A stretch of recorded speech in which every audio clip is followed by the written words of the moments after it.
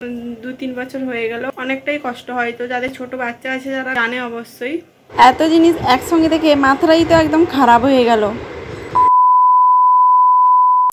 Hello বন্ধুরা, কেমন আছো সবাই? আশা করছি তোমরা সবাই খুব ভালো আছো আর আমিও ভালো আছি। আমার নতুন আর একটা ভিডিওতে তোমাদের সকলকে স্বাগত জানাই। আর সবার প্রথমে বলে দিই গুড মর্নিং। আর দেখো আমি ব্রাশ করছি সকাল সকাল উঠে, আর কচকে তেল লাগিয়ে দিয়েছিলাম, কচকে স্নান করাবো।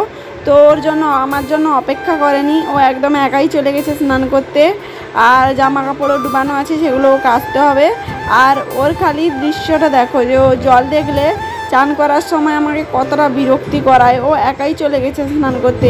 আমি বললাম যে একটু দাঁড়া, আমি আসছি না, ও কিন্তু একাই ঢুকেছে। আর আমি যে পিছন থেকে ওকে আওয়াজ দিয়েছিলাম যে বাবু এদিকে আয়, এদিকে আয়, ও দেখো আমার দিকে কেমনভাবে দেখছে। আর ও দেখছিল যে আমি হাসছি না কি করছি।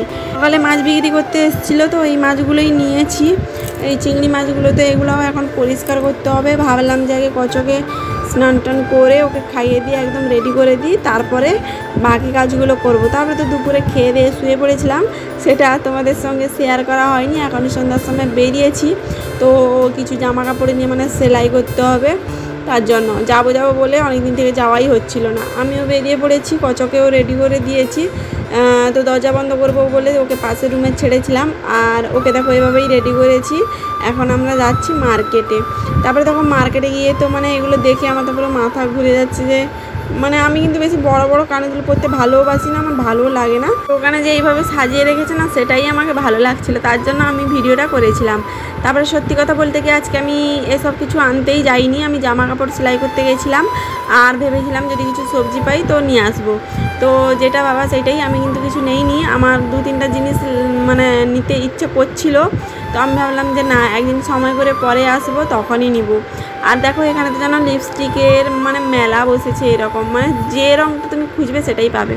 তারপরে দেখো সেখান থেকে চলে এসেছি বাড়ি, আর এই বেগুনটা নিয়ে এসেছি আর কলমি শাক নিয়ে এসেছি। বাকি আর সবজি টবজিগুলো ছিল, তার জন্য আজকে বেশি কিছু আনিনি। আর এই যে দেখো রুটি বেলার বেলুনটা তোমাদেরকে দেখাচ্ছি, এটা এখানে পড়ে আছে।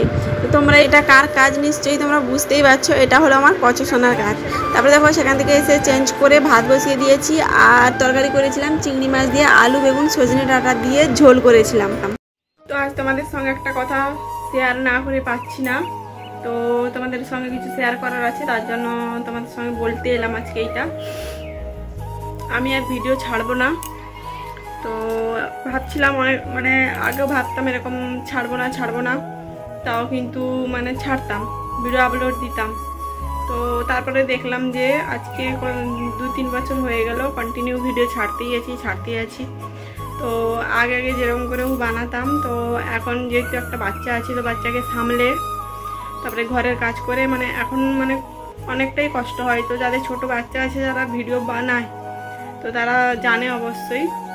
আর তারপরে যদি একটুখানি মানে আগে এগিয়ে যেতে পারতাম, এগোইনি যে না, কিন্তু অনেকটাই স্লো। আর আমার দ্বারা আর হচ্ছে না, তার জন্য মনটাও আজকে খুব খারাপ, মানে কি বলবো, অনেকটাই খারাপ মনটা। ভিডিওটা কি বলতো, আমি অনেক শখে বানাতাম, অ্যাকচুয়ালি বলতে পারো যে শখ। তারপরে ভেবেছিলাম যে যেহেতু মানে বানাচ্ছি, তো সবাই এটা মানে বললেও কি না বললেও কি তোমরা সবাই জানো যারা ইউটিউবে ভিডিও বানায়, আমার মনে একটা ইচ্ছা নিয়ে বানায় যে আগে এগিয়ে যাব বা কিছু ইনকাম করব। তো সেটা ভেবেই করেছিলাম, তো দেখলাম যে কিছু হচ্ছে না, তার জন্য আমার দ্বারা আর হচ্ছে না, আমি সত্যি আর পাচ্ছি না। তো আজকে তোমাদেরকে সেটাই বলতে এলাম যে আমি আর ভিডিও ছাড়বো না, অনেকটাই কষ্ট হচ্ছে। তোমরা কি ভেবেছো? সত্যি বলছি একদমই না। তো যতদিন বাঁচবো ভিডিও আপলোড করতেই থাকবো, সে যত কষ্টই হোক না কেন। তো তোমাদের সঙ্গে ছোট্ট একটা মানে প্র্যাঙ্ক তো বলবো না, মজা করলাম।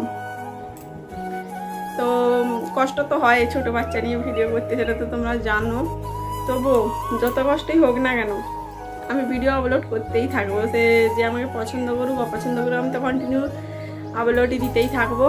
তো তোমরা দেখতে থাকো আর আমার কাছে থেকো, এখন যেভাবে আছো সেভাবেই কাছে থেকো। তোমরা কাছে থাকলে তোমাদের মানে সাপোর্ট জরুরি। আর এই যে দেখো ভাত হয়ে গেছে এখন, আর তরকারি করছি ফ্রাইং প্যানে। আর সত্যি কথা বলতে গিয়ে আজকে আমার মনটা খুবই খারাপ, তো এইসব নিয়েই ভাবছিলাম। তো ভাবলাম যে তোমাদের সঙ্গে একটুখানি মজা করা যাক। তো ভাবছিলাম এইটাই যে কন্টিনিউ ছাড়তেই আছি ভিডিও, কিন্তু সেরকম কিছুই হচ্ছে না, কি করবো কিছু বুঝতে পারছি না। তো তার জন্য বলছি তোমরা একটু বেশি বেশি করে সাপোর্ট করো। চলো, যেহেতু রান্নাবান্না কমপ্লিট হয়ে গেছে আর এখন বাজে হলো 10:30, তো অনেকটাই টাইম আছে। যেহেতু দেরি করে খাওয়া হয়, বর যেহেতু দেরি করে আসে, ভাবলাম যে একটুখানি ভিডিও বানাই। এখন তার জন্য ভিডিও বানাবো। ভিডিও বানানোর জন্য কিন্তু এভাবেই রেডি হয়েছিলাম। কেমন লাগছে কিন্তু বলতে কেউ ভুলবে না। আর সবাই ভালো থেকো, টাটা।